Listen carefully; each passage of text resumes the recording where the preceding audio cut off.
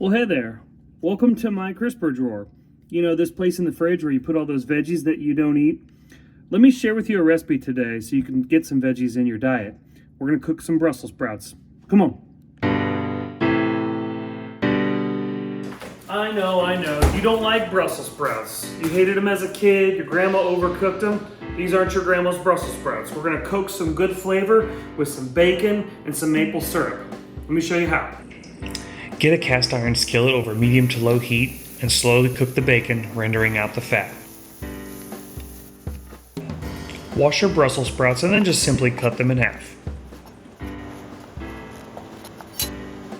Scoot all the bacon to one side and then lay each Brussels sprout flat side down so that it fries in the oil.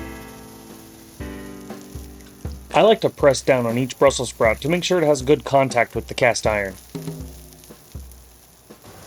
I'm going to use some sliced onion for this recipe. You can use red or white.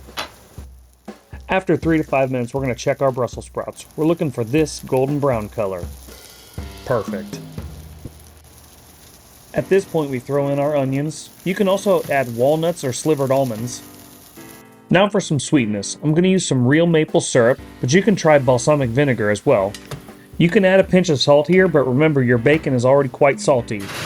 And this goes in a preheated oven at 350 for about 8 minutes.